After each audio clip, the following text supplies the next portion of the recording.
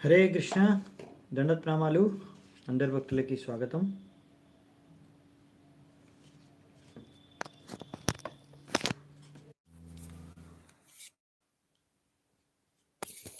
So ఈరోజు మనం శ్రీమద్ భాగవతం 7వ స్కందం 2వ అధ్యాయం మొదలు పెడుతున్నాము. సో 2వ అధ్యాయం పేరు వచ్చేసి హిరణ్యకశిపు, అసురుల యొక్క రాజు, దైత్యరాజు హిరణ్యకశిపు. సో ఈ హిరణ్యకశిపు గురించి, ఆయన క్రూరత్వం గురించి ఈరోజు చర్చించుకుంటాము. తర్వాత ఆయన ఏం చేశాడనేది ఇంకా నెక్స్ట్ క్లాస్లో చర్చించుకుందామంట. సో మంగళాచరణ చేసుకుని స్టార్ట్ చేద్దాం. ఓం అజ్ఞానతిమిరాంధస్య జ్ఞానాంజనాశలాకయా చక్షోరున్మిళితం యేన తస్మై శ్రీగురవే నమః. శ్రీచైతన్యమనోభీష్టం స్థాపితం యేన భూతలే స్వయం రూపः కదా మహ్యం దదాతి స్వ పదాంతికం. వందేహం శ్రీగురూన్ శ్రీయుతాపదకమలం శ్రీగురూన్ వైష్ణవాంశ్చ శ్రీరూపం సాగరజాతం సహగణ రఘునాథాన్వితాం తం సజీవం సాద్వైతం సావధూతం పరిజనసహితం కృష్ణచైతన్యదేవం శ్రీరాధా కృష్ణపాదాన్ సహగణలలితా శ్రీవిశాఖాన్వితాంశ్చ నమా ఓం విష్ణుపాదాయ కృష్ణప్రేష్టాయ భూతలే శ్రీమతే భక్తివేదాంత స్వామినితే నామినే. నమస్తే సారస్వతే దేవి గౌరవాణి ప్రచారిణే నిర్విశేష శూన్యవాది పాశ్చాత్యదేహతారిణే. నమో మహావదన్యాయ కృష్ణ ప్రేమ ప్రదాయతే కృష్ణాయ కృష్ణ చైతన్య నామినే గౌరత్రిషే నమః. హే కృష్ణ కరుణా సింధో దీనబంధు జగత్పతే గోపేశ గోపికా కాంత రాధా కాంత నమోస్తుతే.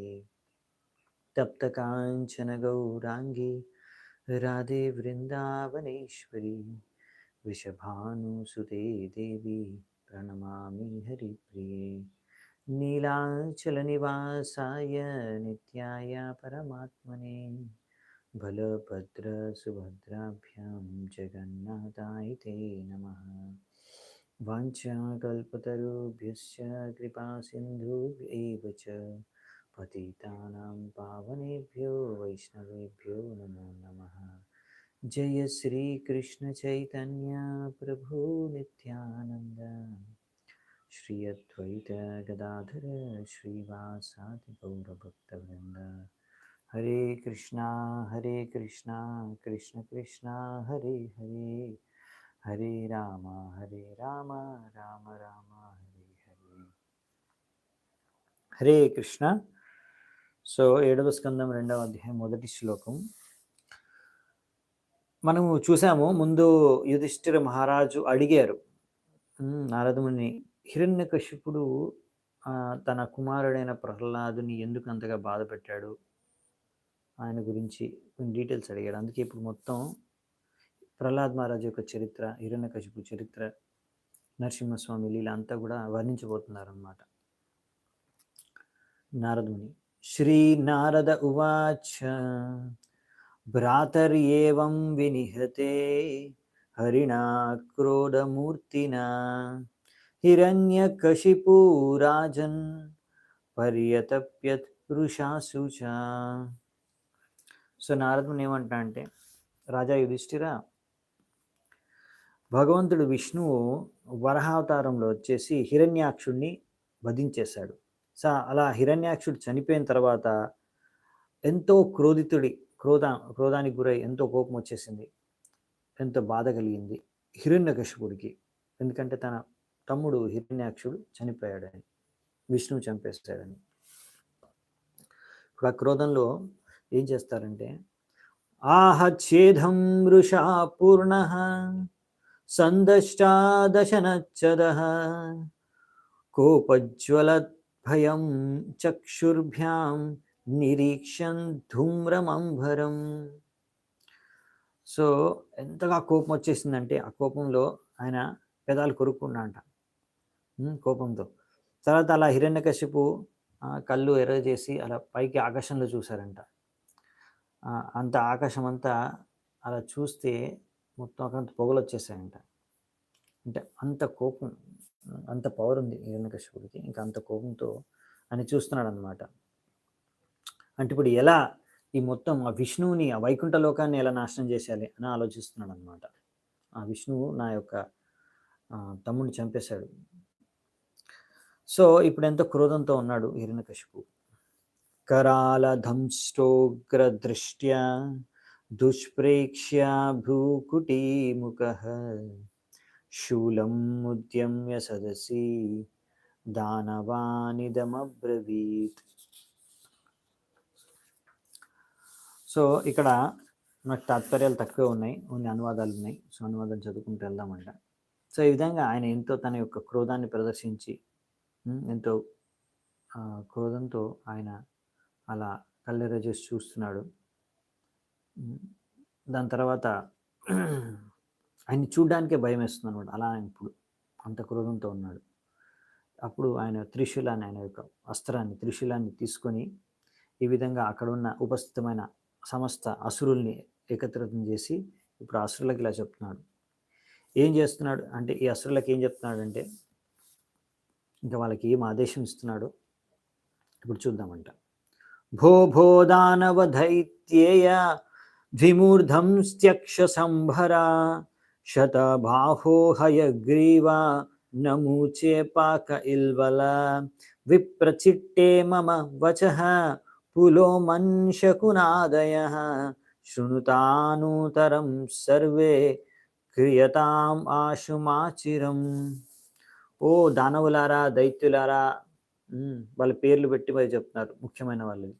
ద్విమూర్ధ, త్రిక్ష, శంబర, ఇంకా శతబాహు, ఓ హయగ్రీవ, నమూచి, పాక, ఇల్వల, ఓ విప్రచిట్టి, పులోమ, శకున, ఇంకా మిగతా అందరూ ఇక్కడున్న అసురులందరూ కూడా మీరు చాలా శ్రద్ధగా ధ్యానంతో వినండి. ఇప్పుడు నేను చెప్పే విషయాలు, దాని తర్వాత అలాగే పని చేయండి, ఏమాత్రం ఆలస్యం చేయకుండా. వెంటనే నేను చెప్పింది బాగా ధ్యానంగా సరిగ్గా విని వెంటనే యాక్ట్ చేయండి, వెంటనే పని చేయండి, నేను చెప్పిన పని చేసేయండి.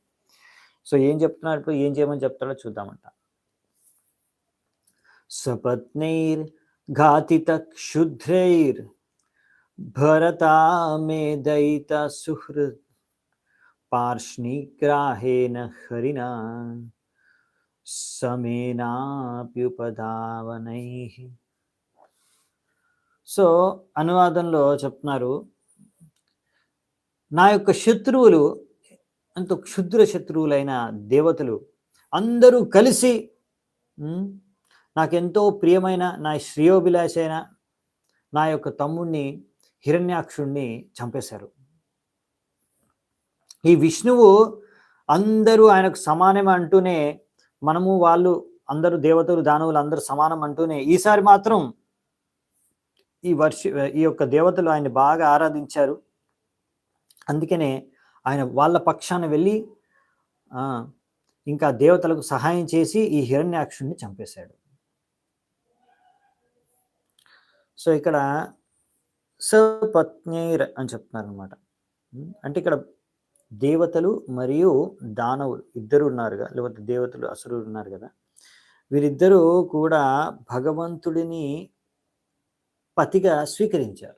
పతి వాళ్ళిద్దరికి. సపత్నైర్ అంటే ఏంటి, ఇద్దరు ఆ భగవంతుడిని పతి, ఇద్దరికి కూడా ఆయన పతి, ఆయన స్వామి. దేవతలకి దానవులు అందరికీ ఆయన స్వామి. సో ఇద్దరికి ఆయన స్వామి. కానీ విషయం ఏంటంటే, ఈ విషయాన్ని వాళ్ళు అర్థం చేసుకుంటున్నారు, విష్ణు మన స్వామి అయినా కానీ దేవతలు ఇంకా ఈ యొక్క అసురుల మధ్యలో తేడా ఏంటంటే, దేవతలు వాళ్ళని అనుసరిస్తారు, ఆయన మా స్వామి, ఆయన మేము అనుసరించాలి, మేము ఫాలో అవ్వాలని. అదే అసురులు ఏంటంటే, ఆయన స్వామి అయితే ఏంటి, మాకు అవసరం లేదు, మా ఇష్టం వచ్చినట్టు మేము చేస్తాం. సో వాళ్ళు అనుసరించారనమాట. భగవంతుడు చెప్పిన విషయాల్ని పట్టించుకోరు, భగవంతుడు చెప్పిన విషయాల్ని అనుసరించరు. ఇదే డిఫరెన్స్. సో అందుకని ఇక్కడ దేవతలు ఇంకా దానవులు వాళ్ళిద్దరిని కూడా ఇక్కడ ఒక హస్బెండ్, ఒకటే భర్త, ఇద్దరు భార్యలతో పోలుస్తున్నారంట. సో, ఇక్కడ ఈచ్ వైఫ్ ఈజ్ సపత్ని. అవునా? అంటే ఆహ్, ఇక్కడేం చెప్తున్నారంటే ఈచ్ వైఫ్ ఈజ్ సపత్ని, co wife of the other. So, ఇద్దరు భార్యలు ఉన్నారనుకోండి. తోటి భార్య. సో, ఇద్దరు భార్యలుంటే ఒక భార్య, ఇంకో భార్య, ఇద్దరు భార్యలున్నారు. వాళ్ళిద్దరు తోటి భార్య ఒకరికొకరు. సో, సపత్ని, పత్ని అంటే భార్య, సపత్ని ఆమె కూడా నాతో పాటు ఆమె కూడా ఇంకొక భార్య మా ఆయనకి.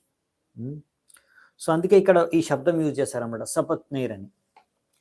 సో, అంటే వీళ్ళు కూడా అంటే దేవతలు కూడా మనలాగానే అంటే మేము భగవంతుడు మాకు స్వామి, వాళ్ళకు కూడా స్వామి. ఇద్దరు భగవంతుడు ఇద్దరు భార్యలు అన్నట్టుగా ఇక్కడ దేవతలు ఇంకా అసురులు ఇద్దరు కూడా భగవంతుడి యొక్క అనుచరులే, దాసులే యాక్చువల్లీ.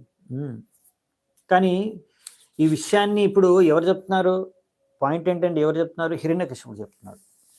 అంటే హిరణ్యకశిపుడు చెప్పేస్తున్నాడు, దేవతలను పిలవట్లేదు, దేవతల్ని సపత్నేర్ అని పిలుస్తున్నాడు. అంటే వీళ్ళు కూడా ఇంకొక పత్ని, ఇంకొక భార్య లాగా మనకి.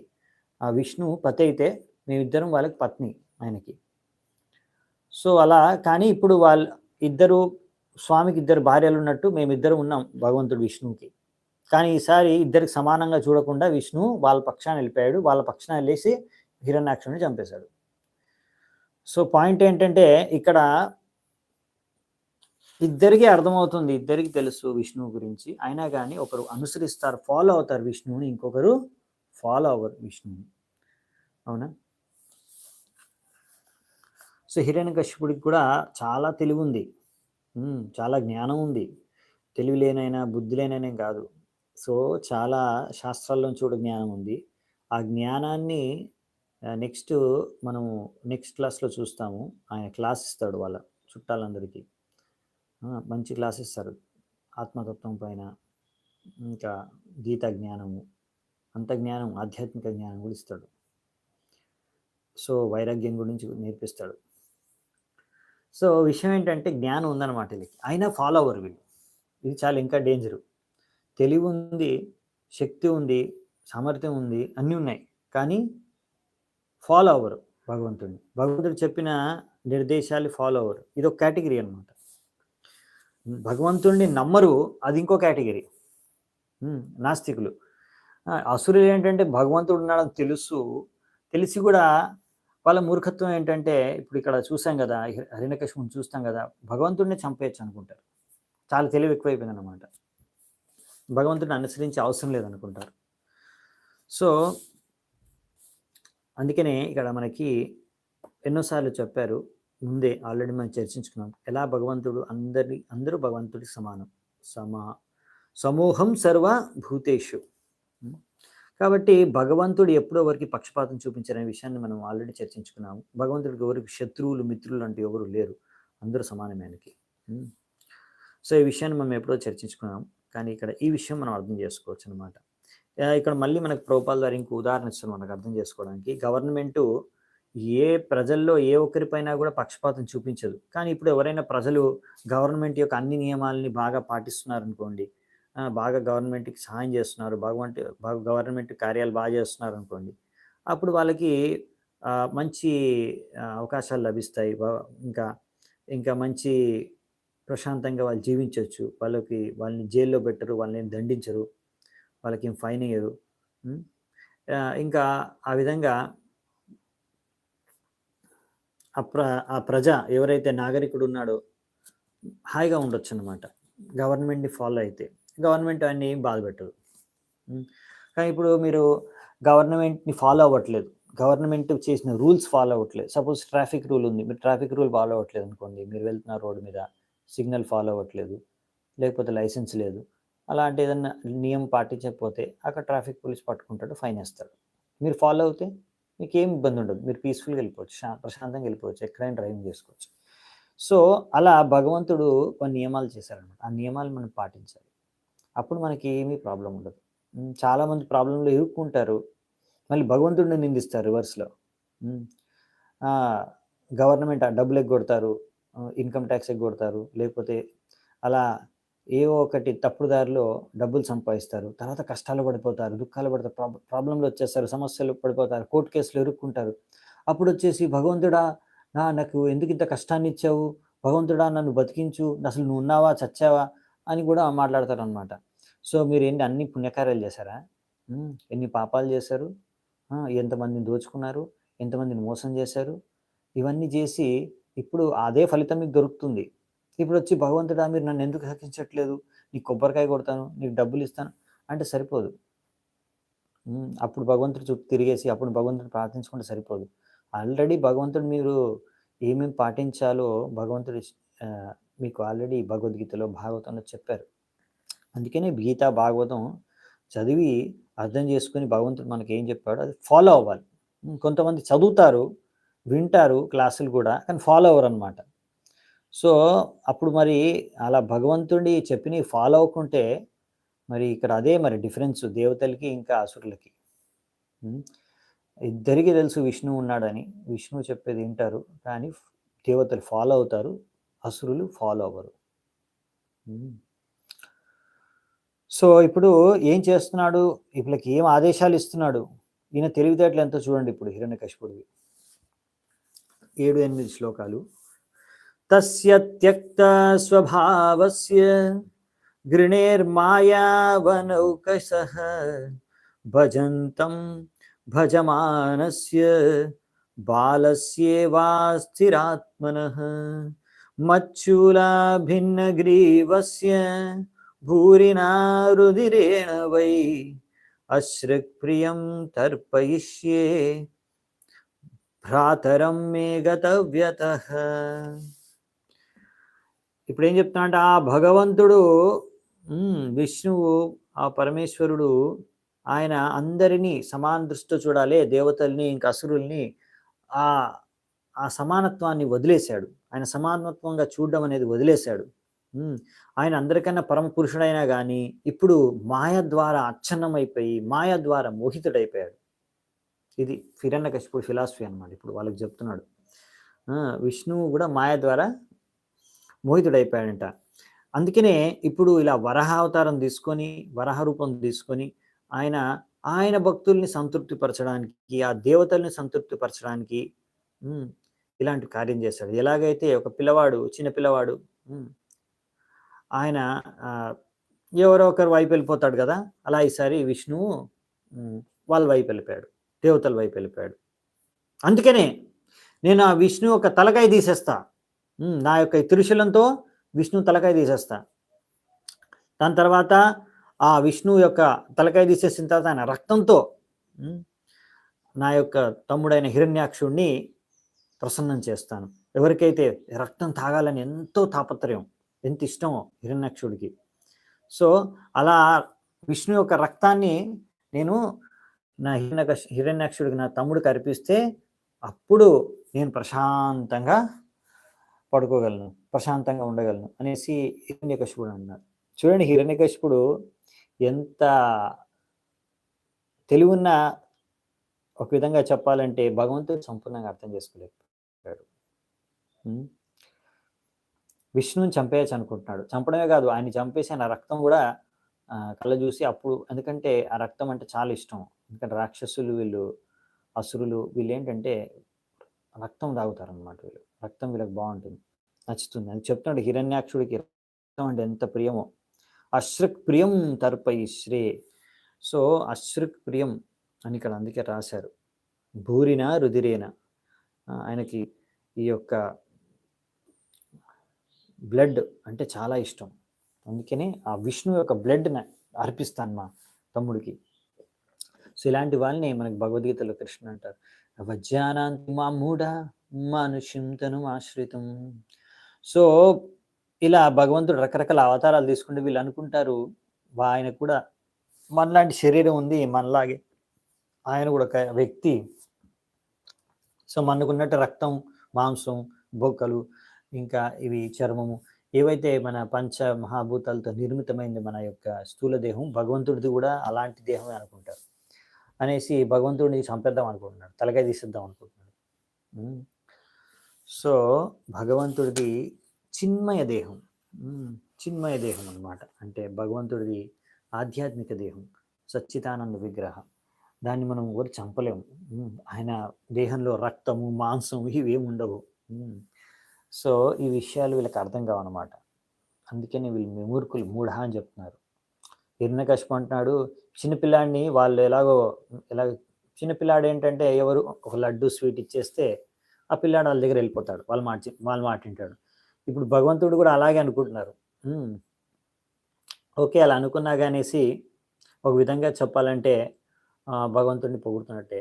భగవంతుడు చెప్పాడు కదా మనకి భగవద్గీతలో, పత్రం పుష్పం ఫలం తోయం యో మే భక్త్యా ప్రయచ్చతి తదహం భక్త్యుపాహృతం అశ్నామి ప్రయతాత్మన. అవునా? భగవంతుని మీరు సంతృప్తి పరచాలంటే చాలా ఈజీ. పత్రం పుష్పం ఫలం తోయం, ఇది ఎవరైనా ఇవ్వచ్చు. ఒక ఆకు, పువ్వు, నీరు, పళ్ళు, ఇవి చాలా ఈజీ. భగవంతుడికి ఇవి అర్పించేసి మనం భగవంతుడిని సంతృష్టిపరచవచ్చు. కానీ మెయిన్ చీజ్ ఏంటంటే మనం ఇచ్చే పత్రం పుష్పం కన్నా ఇంపార్టెంట్ ఆయన భగవంతుడు ఏం కావాలి? యోమే భక్త్యా ప్రయచ్చతి, భక్తితో ఎవరైతే భక్తులు అలా ఆ భక్తి ప్రేమతో భావనతో ఎప్పుడైతే నాకు సమర్పిస్తారో, అందుకే 2 సార్లు అంటారు, యోమే భక్త ప్రయచ్చి తదహం భక్త్యుపాహృతం, ఆ భక్తిని నేను స్వీకరిస్తాను. ఎప్పుడైతే వాళ్ళు భక్తితో నాకు అర్పిస్తారో నేను స్వీకరించేది ఏంటి? ఆ పువ్వు కానీ, ఆ పండు కానీ, ఆకు కానీ, నీళ్లు కానీ ఏంటంటే అదొక ఎక్స్చేంజ్ అనమాట.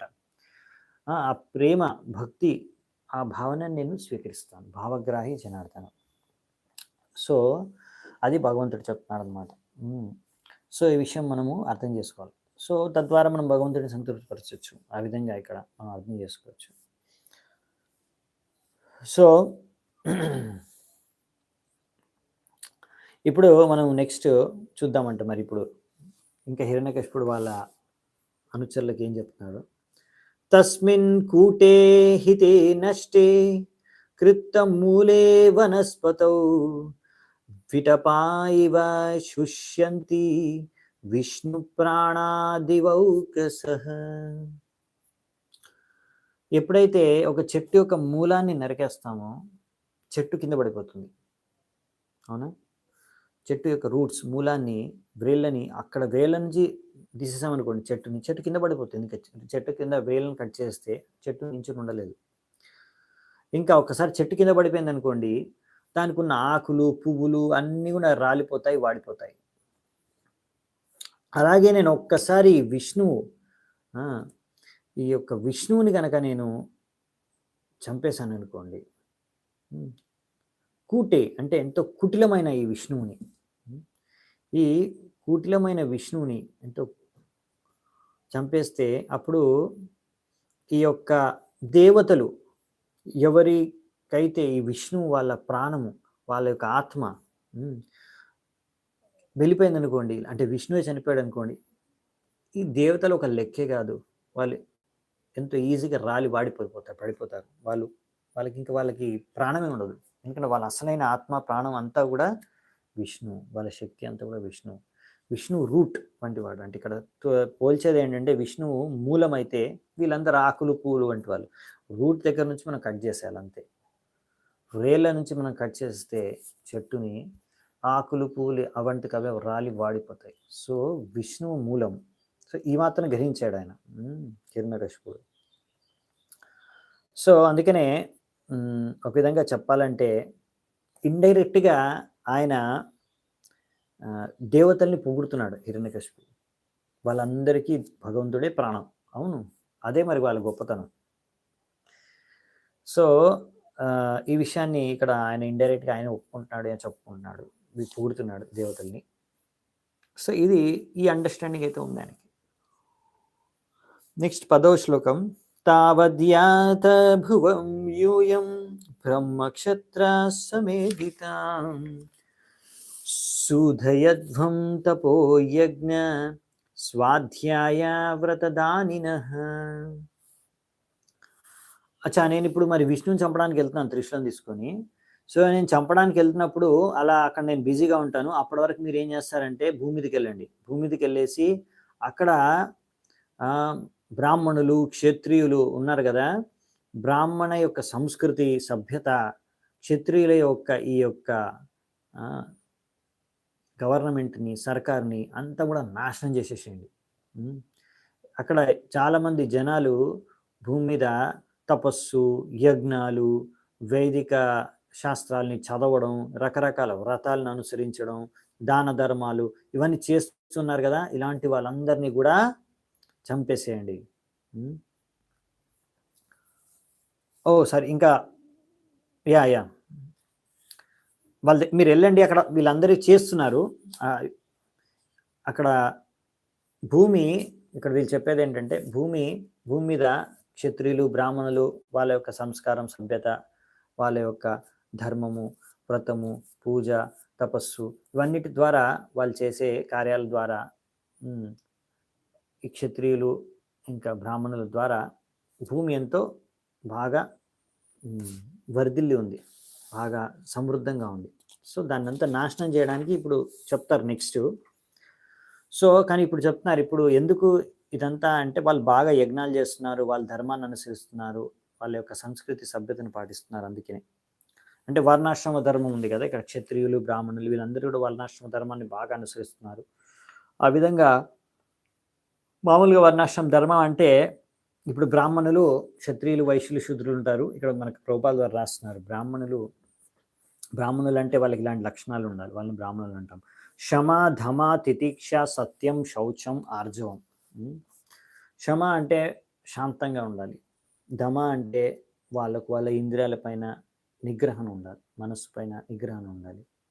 తితిక్ష అంటే ఎంతో స సహనశీలత ఉండాలి. సత్యం అంటే ఎప్పుడు సత్యాల్ని పలకాలి.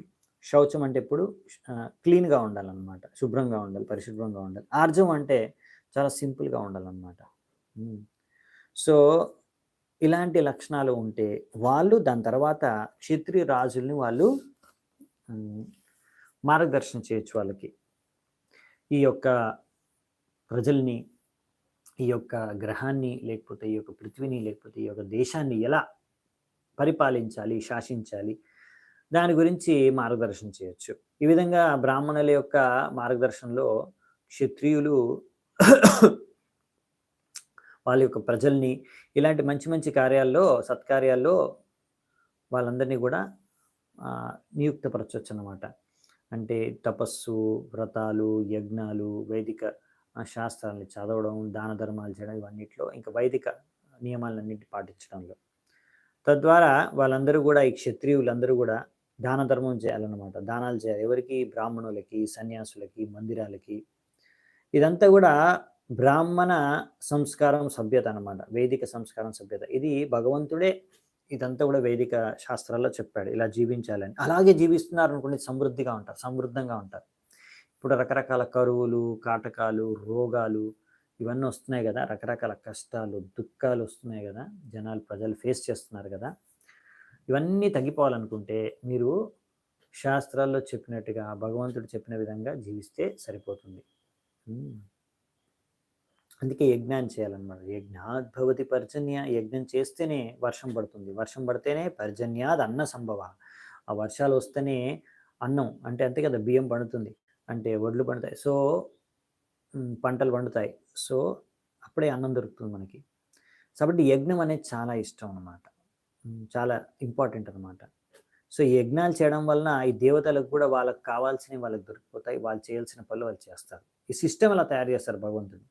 ఇష్టాన్ భోగాన్ హి వో దేవా దాస్యంతే యజ్ఞ భావితాః తైర్దత్తాన ప్రదాయైభ్యో యో భుంక్తేస్తేన ఏవ సహ.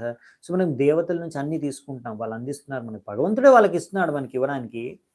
కానీ మనం కూడా మన యజ్ఞాల ద్వారా మన యొక్క ఈ కృతజ్ఞతను వ్యక్తం చేసుకొని మనం వారి ఇస్తున్న విషయాన్ని గ్రహించి వారికి మళ్ళీ ఈ యజ్ఞంలో ఈ విషయాలు కొన్నిటిని అర్పించాల్సి వస్తుంది. వాళ్ళ ద్వారా భగవంతుడికి అల్టిమేట్‌గా అర్పించాల్సి వస్తుంది. సో సూర్యుడి నుంచి మనము వెలుతురు తీసుకుంటున్నాం, వాయువు నుంచి గాలి తీసుకుంటున్నాం, ఇంద్రుడి నుంచి వర్షాలు తీసుకుంటున్నాం. అవునా?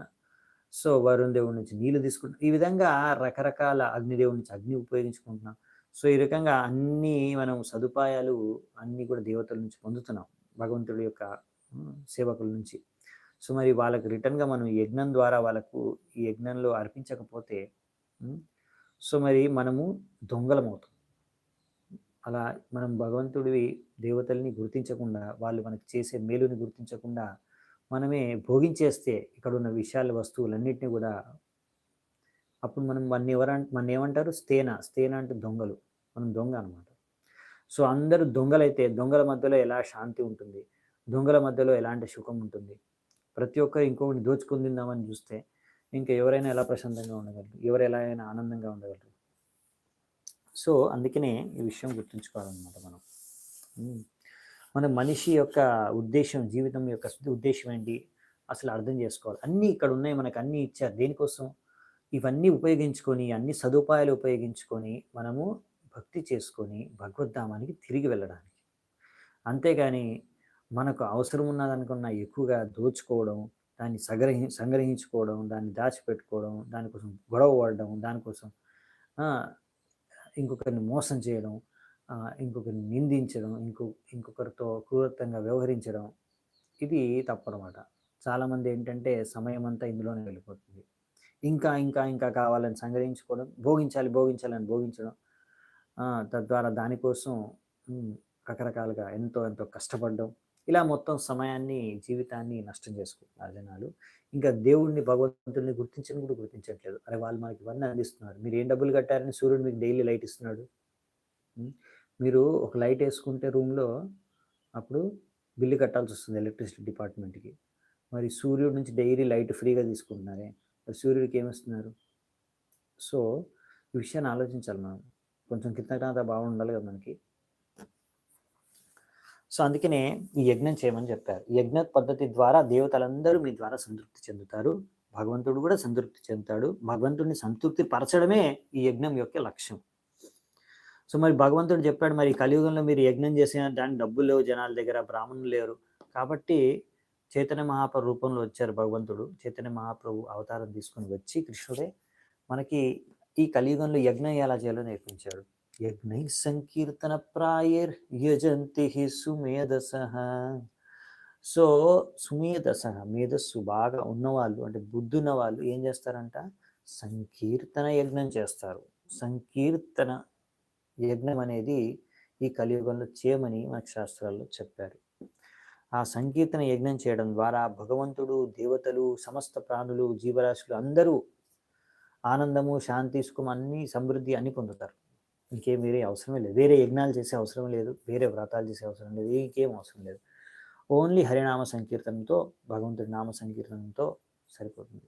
అన్ని యజ్ఞాలు నుంచి మీకు ఏం ఫలితాలు వస్తాయో అన్ని ఫలితాలు మీరు, అన్ని వ్రతాలు, అన్ని రకాల తపస్సుల నుంచి ఏం ఫలితాలు వస్తున్నాయి అవన్నీ కూడా మీరు ఓన్లీ సంకీర్తన యజ్ఞం ద్వారా పొందవచ్చు. జీవితాన్ని కూడా సార్థకం చేసుకొని భగవంతుని తిరిగి వెళ్ళొచ్చు. ఇంకేం చేయనవసరం లేదు. హరినామ సంకీర్తన చేస్తే సరిపోతుంది. సో, అందుకనే ఈ యొక్క హరినామ సంకీర్తనాన్ని మనము స్వీకరించి ఇంకా దీన్ని విశ్వవ్యాప్తంగా వ్యాపింపచేయాలి. ఎందుకంటే ఈ హరినామ సంకీర్తనలో ఎవరైనా పాల్గొనవచ్చు. ప్రతి ఒక్కరు కూడా ఈ హరినామ సంకీర్తనలో పాల్గొనడానికి అర్హులు. సో, దీనికి ఏం అర్హత అవసరం లేదు. దీనికి అర్థం చేసుకోవడానికి కూడా ఏం లేదు. చాలా ఈజీ. ప్రతి ఒక్కరు కూడా హరినామ సంకీర్తనలో పాల్గొనవచ్చు. పిల్లవాడైనా, పేదవాడైనా, తెల్లవాడైనా, ఎవరైనా సరే. సో, ప్రతి ఒక్కరు కూడా. అందుకనే ఇక్కడ హిరణ్యకశిపు ఈ విషయాన్ని అర్థం చేసుకున్నాడు. వీళ్ళందరూ యజ్ఞాలు బాగా చేస్తున్నారు. సో, దీని ద్వారా వీళ్ళందరూ యజ్ఞాలు చేయడం వల్ల ఈ దేవతలు, విష్ణువు అందరూ బాగా సమృద్ధిగా ఉన్నారు. సో, ఇక్కడ నుంచి అలా శక్తి వస్తుంది. కాబట్టి ఆయన అనుకుంటున్నాడు అనమాట. సో, ఈ యజ్ఞాలన్నీ ఆపేసేయాలి. ఆపేస్తే అప్పుడు దేవతలు కొంచెం డిస్టర్బ్ అవుతారు. దాని తర్వాత నేను విష్ణువుని చంపేసినప్పుడు వాళ్ళు కూడా ఈజీగా చచ్చిపోతారు. ఆటోమేటిక్‌గా చచ్చిపోతారు. సో, ఈ విధంగా ఆలోచిస్తున్నాడు అనమాట హిరణ్యకశిపుడు. విష్ణుర్ద్విజక్రియామూలో యజ్ఞో ధర్మమయ పుమాన్ దేవర్షి పితృభూతానాం ధర్మస్య చ పరాయణం. ఇప్పుడు ఏమంటాడంటే హిరణ్యకశిపు చెప్తున్నాడు అనమాట. ఈ బ్రాహ్మణత్వం, బ్రాహ్మణ సంస్కృతి, సభ్యతం ఒక ముఖ్య ఉద్దేశం ఏంటంటే విష్ణువుని సంతృప్తిపరచడం ఈ యజ్ఞాల ద్వారా. సో, ఈ అన్ని ధర్మాలకి మూలం, స్వరూపం విష్ణువు. కాబట్టి ఇంకా ఈ మొత్తం దేవతలందరికీ ఎవరు వాళ్ళని ఆశ్రయించేది, వాళ్ళకు రక్షణ ఇచ్చేది ఆ విష్ణువు. అవునా? పితృలకు కానీ, సాధారణ ప్రజలకు కానీ అందరికీ ఆయనే ఆశ్రయం. ఎప్పుడైతే మనము ఈ బ్రాహ్మణుల్ని చంపేస్తామో దాని తర్వాత ఈ బ్రాహ్మణులే లేకపోతే వాళ్ళు ఏ క్షత్రియులకి చెప్పడానికి ఉండరు. క్షత్రియులకి చెప్పేదెవరు? నువ్వు ఈ యజ్ఞం చెయ్యి, ఆ యజ్ఞం చెయ్యి అని మీరు చూసారు గదా! పెద్ద పెద్ద రాజులు పెద్ద పెద్ద యజ్ఞాలు చేయిస్తారు. యజ్ఞాలు చేస్తారు. ఎందుకు? వాళ్ళ ఋషులు, మునులు, బ్రాహ్మణులు, వాళ్ళ మినిస్టర్స్, మంత్రులు ఎవరైతే బ్రాహ్మణులు వాళ్ళు చెప్తారు వాళ్ళకి. రాజా నువ్వు ఈ యజ్ఞం చెయ్యి. నీకు కావాల్సిన ఫలితం దొరుకుతుంది. అందరూ ప్రజలంతా అందరూ బాగా సమృద్ధిగా ఉంటుంది రాజ్యం. సో, ఆ యజ్ఞాలు చేపించేదెవరు? రాజుల ద్వారా బ్రాహ్మణులు. సో, అందుకే బ్రాహ్మణుని ఫస్ట్ చంపేస్తే అప్పుడు దాని తర్వాత ఈ యజ్ఞాలు చేయడానికి క్షత్రియులకి ఎవరు మార్గదర్శనం చేసేవాళ్ళు ఉండరు. తద్వారా ఈ దేవతలందరూ కూడా ఈ యజ్ఞంలోంచి ఏం దొరక్క వాళ్ళు చచ్చిపోతారు. సో ఇదనమాట ఆయన ప్లాన్. అంటే చాలా కష్టం. అందుకనే యజ్ఞాలు చేయడం, దానికి మంచి బ్రాహ్మణులు కావాలి. బ్రాహ్మణులు లేకపోతే సరిగ్గా ఏ వేదిక యజ్ఞాలు ఎలా చేయాలో అలా చేయలేరు అనమాట. కరెక్ట్ మంత్రాలను ఉచ్చరించాలి, కరెక్ట్ భగవంతుడిని సంతృప్తిపరచడానికి అన్ని శుద్ధమైన వస్తువులు కూడా ఉపయోగించాలి. అన్నీ చాలా ఉంటాయి. చాలా డబ్బులు కూడా ఖర్చు చేయాల్సి వస్తుంది. చాలా పెద్ద పెద్దగా ఉంటాయి యజ్ఞాలు. సో కాబట్టి ఈ కలియుగంలో ఇది చాలా కష్టం అనమాట. సో మరి కలియుగంలో పుట్టేదంతా కలవు శూద్ర సంభవాత్ అంట. కలియుగంలో పుట్టుకతోనే అందరు శూద్రులు అంట. ఎందుకంటే మరి ఏ పరివారంలో పుట్టినా శూద్రులు. ఎందుకంటే వాళ్ళు ఇప్పుడు సంస్కారం, సభ్యత సమాజంలో లేదు. కాబట్టి ఒక సంతానాన్ని పొందే కన్నా ముందు తల్లిదండ్రులు గర్భధాన సంస్కారం అనే ఒక సంస్కారాన్ని చేసుకోవాలి. సో ఇవాళ రేపు ఎవరు గర్భధాన సంస్కారాన్ని పాటించట్లేదు. అసలు గర్భధాన సంస్కారం అంటే ఏంటో ఎవ్వడికి తెలియదు. బ్రాహ్మణులకే తెలియదు. ఇంకొకరికి ఏం చెప్తారు? సో బ్రాహ్మణుల పరివారంలో పుట్టిన వాళ్ళకే తెలియదు. ఇంకొకరికి ఏం చెప్తారు? సో ఎవ్వరికి తెలియదు. సో సంస్కారమే తెలియదు. ఇప్పుడు ఫస్ట్ సంస్కారం గర్భధాన సంస్కారమే తెలియదు. సో అలా సంస్కారం లేకుండా పిల్లల్ని కంటే గర్భధాన సంస్కారం చేయకుండా సో వాళ్ళు పుట్టుకతోనే శూద్రులు అనమాట. అది ప్రభుపాల్ వారు ఎన్నోసార్లు చెప్తారు. అందుకనే ఎవరు గర్భధాన సంస్కారం చేయట్లేదు కనుక అందరూ పుట్టుకతోనే అందరూ శూద్రులు. సో అందుకని మాకు శాస్త్రంలో చెప్పారు కలవు శూద్ర సంభవ. సో కాబట్టి ఈ యొక్క సంస్కారాలు, ఈ యజ్ఞాలు ఈ కలియుగంలో చేయడం చాలా కష్టం. అందుకనే ఇవి మళ్ళీ తిరిగి పునఃస్థాపించాలి అంటే చాలా కష్టం ఇప్పుడున్న పరిస్థితుల్లో.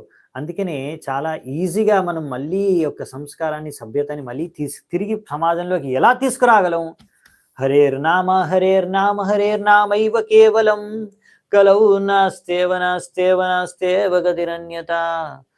సో ఈ కలియుగంలో కలి యొక్క ప్రభావం ద్వారా సంస్కారం అంతా నశించిపోయింది, సభ్యత అంతా, బ్రాహ్మణత్వం అంతా నశించిపోయింది. మళ్ళీ దాన్ని తిరిగి తీసుకురావాలంటే హరినామం ఒక్కటే మార్గం అని 3 సార్లు నొక్కి చెప్తున్నారనమాట. సో ఈ విషయాన్ని మనం అర్థం చేసుకోవాలన్నమాట. సో అందుకనే మళ్ళీ వైదిక సంస్కారం, బ్రాహ్మణ సంస్కారం అంతా రావాలి సభ్యత సమాజంలో అంటే హరినామం ఒక్కటే మార్గం. అందుకని హరినామ సంకీర్తనాన్ని మనం చెయ్యాలన్నమాట.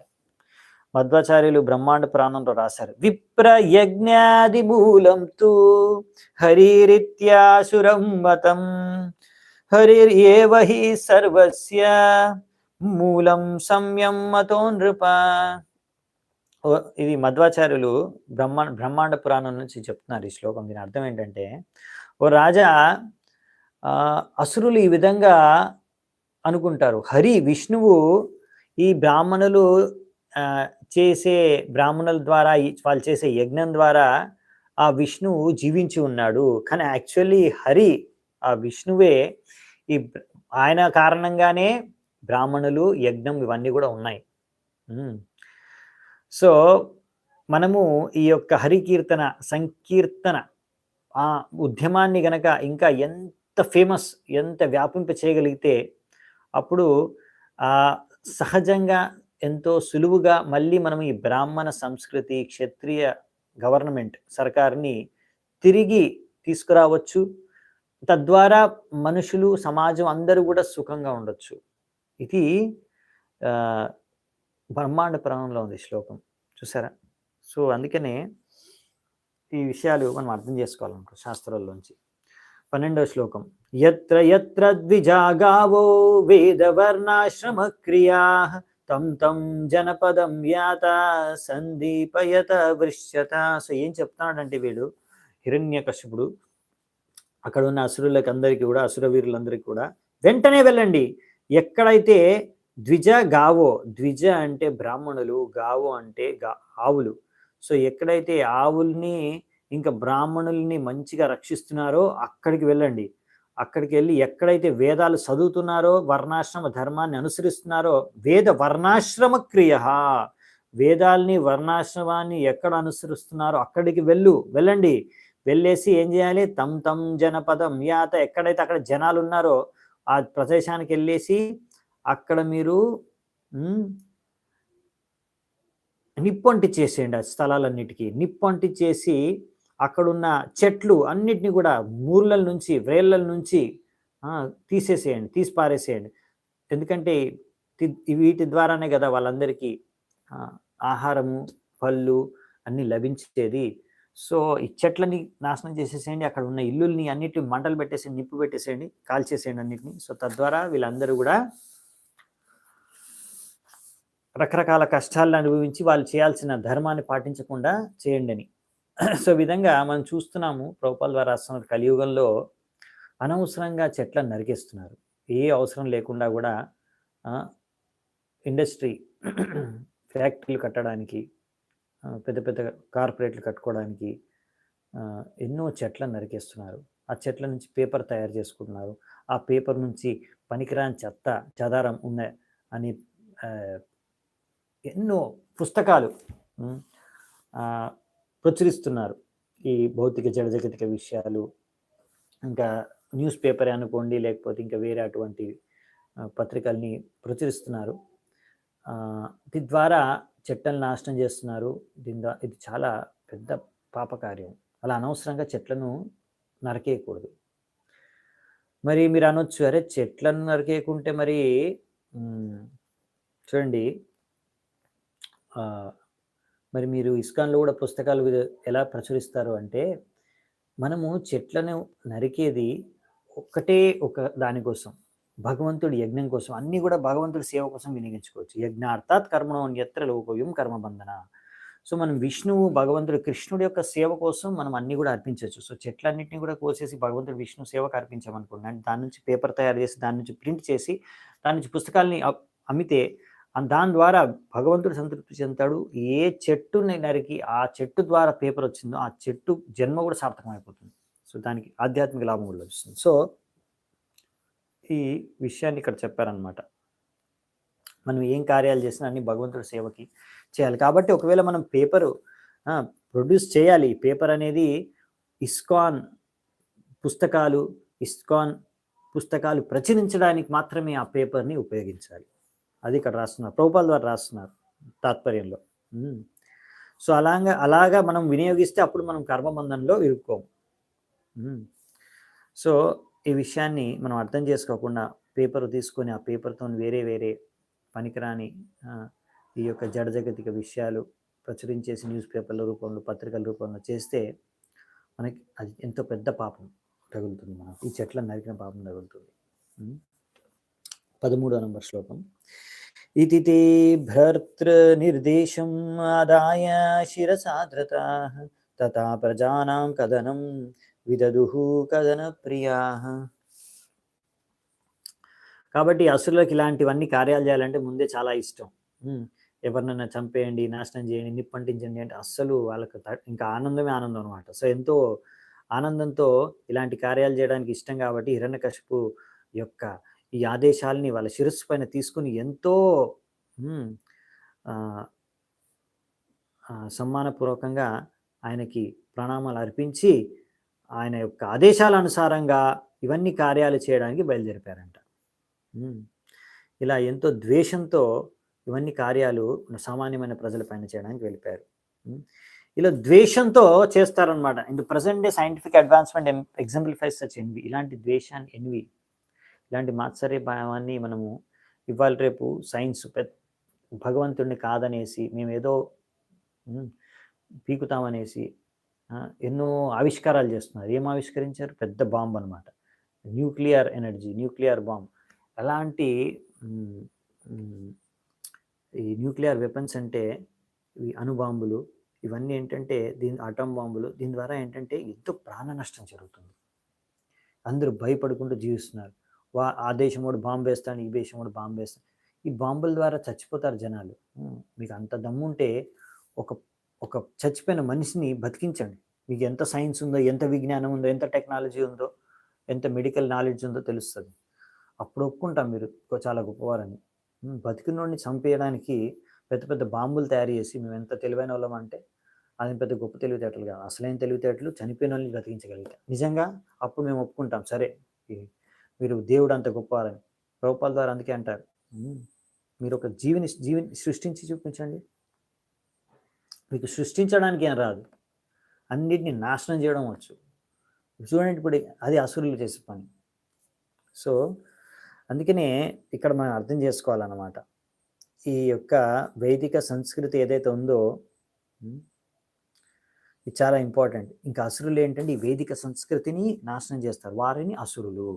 సింపుల్, ఈజీగా అర్థం చేసుకోవడం అంటే వేదిక సంస్కృతిని నశించే ఆవుల్ని చంపడం, చెట్లను నరకడం, బ్రాహ్మణ సమాజాన్ని, వేదశాస్త్రాలని ఖండించడం, ఇదంతా అసురులు లక్షణం అన్నమాట. ఇది చేసే వాళ్ళందరూ అసురులు. వాళ్ళు పెద్ద పెద్ద సైంటిస్టులే కానివ్వండి, చాలా డబ్బున్న వారే కానివ్వండి, పెద్ద పెద్ద రాజకీయ నాయకులే కానివ్వండి, ఎవడైనా కానివ్వండి.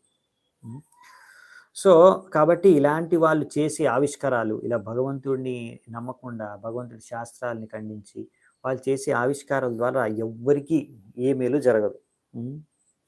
ఆ విషయాన్ని మనం అర్థం చేసుకోవాలన్నమాట. ఇది అందరికీ చాలా, ఇప్పుడు ఎన్నో కష్టాలు అనుభవిస్తున్నాం. అన్నీ కూడా ఎందుకు అంటే మనం భగవంతుడిని నమ్మకుండా, భగవంతుడిని పట్టించుకోకుండా, భగవంతుడిని ఆరాధించకుండా, భగవద్భక్తి చేసుకోకుండా, మనము ఈ సైన్సే దేవుడు అన్నట్టుగా, లేకపోతే సైంటిస్టే దేవుడుగా భావించి, లేకపోతే ఏ రాజకీయ నాయకుడినో పూజించి మనం జీవిస్తున్నాం కదా. అందుకని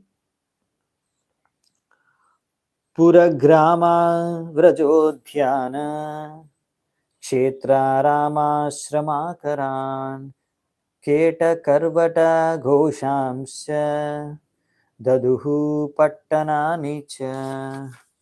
సో ఇక్కడ చెప్తున్నారు ఏమని, అసురులు ఇక దీని తర్వాత వినేసి హిరణ్యకశిపుడు ఆదేశాల అనుసారంగా పట్టణాలకి, గ్రామాలకి, ఎక్కడెక్కడ పంటలు పొలాలు ఉన్నాయో, లేకపోతే ఎక్కడెక్కడ గోశాలలు ఉన్నాయో, ఎక్కడెక్కడ మంచి మంచి వనాలు ఉన్నాయో, ఇంకా అలా ప్రతి దగ్గరికి వెళ్ళి అన్ని మంచి మంచి స్థలాలంతా ధ్వంసం చేసేసారు. ఎక్కడైతే ఋషులు మునులు ఉండే వాళ్ళ ఇల్లుల్ని కూడా ధ్వంసం చేసేసారు. అన్ని చోట్ల వెళ్ళేసి నిప్పంటిచ్చేశారు. సో ఈ విధంగా అక్కడ ప్రజల్ని, అక్కడ ఆవుల్ని రక్షించే వాళ్ళని, బ్రాహ్మణుల్ని వేధించి హింసించి అక్కడ అన్ని కూడా నిప్పంటిచ్చి అన్నిటిని కాల్చిపడేశారు వీళ్ళందరూ.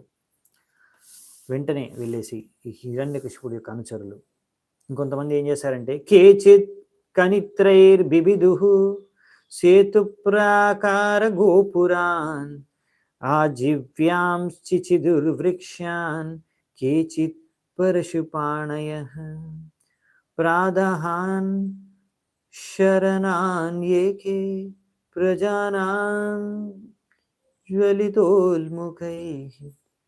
కొంతమంది అసురులు ఏం చేశారంటే, అది కొన్ని రకరకాల అస్త్రాలని తీసుకొని పెద్ద పెద్ద వంతెనలు, బ్రిడ్జెస్ని కూల్చేశారు. పెద్ద పెద్ద గేట్లని, పెద్ద పెద్ద గోడల్ని కూలగొట్టేశారు. గోపురాలని కూడా కూలగొట్టేశారు. ఈ విధంగా కొంతమంది చెట్లను, మంచి మంచి చెట్లు, మ్యాంగో అంటే మామిడి చెట్టు, పనస చెట్టు, వీటి ద్వారా ఎంతో మంచి మంచి ఫలాలు, ఆహారం లభించే చెట్లన్నిటిని కూడా నరిగేశారు. కొంతమంది రకరకాల ఈ యొక్క నిప్పులు అంటించేశారనమాట. సాధారణ ప్రజలు ఉండే గృహాలకు నిప్పులు అంటించేశారు. సో ఈ విధంగా అన్నిటిని నాశనం చేస్తున్నారు వీళ్ళు. ఏవం విప్రకృతే లోకే దయితే ద్రాణుచరైర్ముహు దివం దేవా పరిత్యజ్య భువిచ్చేరుర్ అలక్షితాః. ఈ విధంగా మళ్ళీ మళ్ళీ రకరకాల కష్టాలు, బాధలు పెడుతున్నారు అందరినీ. హిరణ్యకశిపుడి యొక్క అనుచరుల యొక్క బాధలు ద్వారా అక్కడ ఉన్న ప్రజలందరూ కూడా పీడితులైపోయారు. ఇంకా వాళ్ళు వేదిక సంస్కృతిని పాటించలేకపోతున్నారు, వాళ్ళు చేయాల్సిన కార్యాలను చేయలేకపోతున్నారు, యజ్ఞాలు చేయలేకపోతున్నారు. సో ఈ విధంగా యజ్ఞాలు చేయలేకపోవడం కారణంగా దేవతలందరూ కూడా వాళ్ళకు కావాల్సినవి, రావాల్సినవి యజ్ఞం ద్వారా రావట్లేదు. తద్వారా వాళ్ళు కూడా డిస్టర్బ్ అయ్యారు. తద్వారా ఈ దేవతలందరూ కూడా వాళ్ళ ఇల్లుల్ని స్వర్గంలో వదిలేసి ఎవరికీ తెలియకుండా కొంచెం అజ్ఞాతంలో ఈ యొక్క భూమి మీదనే భ్రమిస్తూ చూస్తున్నారు వాళ్ళందరూ. ఎక్కడెక్కడ ఎట్లాంటి ధ్వంసం జరుగుతుంది, భూమి మీద ప్రజలందరూ కూడా ఎన్ని రకాల బాధలకు గురవుతున్నారు. వాళ్ళు దాక్కొని ఎవరు కనిపించకుండా ప్రజల్లోనే తిరుక్కుంటూ చూస్తున్నారంట. హిరణ్యకశిపుర్భ్రాతుః సంపరేతస్య దుఃఖితః కృత్వా కటోదకాదీని భ్రాతృపుత్రాన సంతవ్యాత్. సో ఈ విధంగా తన తమ్ముడు హిరణ్యాక్షుడు చనిపోయాడనేసి ఆయన కోసమనేసి అంత్యక్రియలు చేసి హిరణ్యకశిపుడు ఎంతో దుఃఖానికి లోనయ్యాడు. దాని తర్వాత ఆయన చుట్టాలందరికీ కూడా శాంత్వాన వాళ్ళందరినీ కూడా శాంతపరచడానికి ప్రయత్నించాడు అనమాట. సో ఇంకా 17 అయిపోయింది, 18, 19 చూసేసి ఈరోజు ముగిద్దామంట. ఎందుకంటే దీని తర్వాత నుంచి హిరణ్యకశిపు స్టార్ట్ చేస్తాడు ఆయన ఫిలాసఫీ, ఆత్మజ్ఞానం, ఇంకా ఎంతో వైరాగ్యం, ఇంకా ఎన్నో విషయాల గురించి ఆయన ఫిలాసఫీ స్టార్ట్ చేస్తాడు. సో అది మనం ఫిలాసఫీ లాంగ్ ఉంటుంది, అది మనం నెక్స్ట్ క్లాస్లో చూద్దామంట. కానీ ఈ శ్లోకాన్ని చూసి మనం ముగిద్దామంట. 18 ఇంకా 19 లాస్ట్. శకునిం సంభరం దృష్టిం భూత సంతాపనం వృకం కాలనాభం మహానాభం హరిశ్మశ్రుం మహోత్కచం తన్మాతరం వృషభానుం దితిం చ జననీం గిరా లక్షణయా దేశకాలజ్ఞా ఇదం మహాజనేశ్వర. ఓ రాజా, హిరణ్యకశిపు ఎంతో క్రోధానికి గురై, కానీ ఆయన ఎంతో పెద్ద రాజకీయ నేత కూడా. కాబట్టి ఎలాంటి సమయంలో, సందర్భంలో ఎలా వ్యవహరించాలి అందులో ఆయన సమర్థుడు, దక్షుడు. అందుకనే ఇప్పుడు ఆయన యొక్క మిగతా బంధువులందరినీ శకుని, సంబర, దృష్టి, భూత సంతాపన, వృక, కాలనాభ, మహానాభ, హరిశ్మర్షు, ఉత్కచ వీళ్ళందరినీ కూడా ఎంతో తీయటి వాక్యాలతో వాళ్ళందరినీ కూడా శాంతపరచడానికి, వాళ్ళ దుఃఖాన్ని దూరం చేసే విధంగా మాట్లాడడానికి ప్రయత్నిస్తున్నాడు.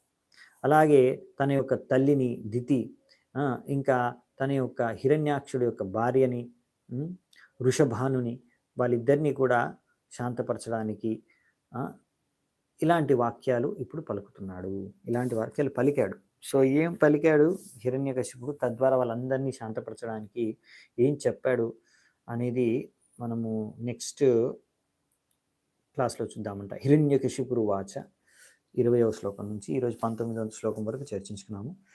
ఎంతో ఓపిక విన్నందుకు చాలా చాలా ధన్యవాదాలు. Thank you so much. Srila Prabhupad కీ జై. గ్రంథరాజ్ శ్రీమద్ భాగవతం కీ జై. సమవేత గౌరవ భక్త వృంద కీ జై. తాయి గౌ సీతనాథ్ ప్రేమానందే. హరి హరి గోవింద.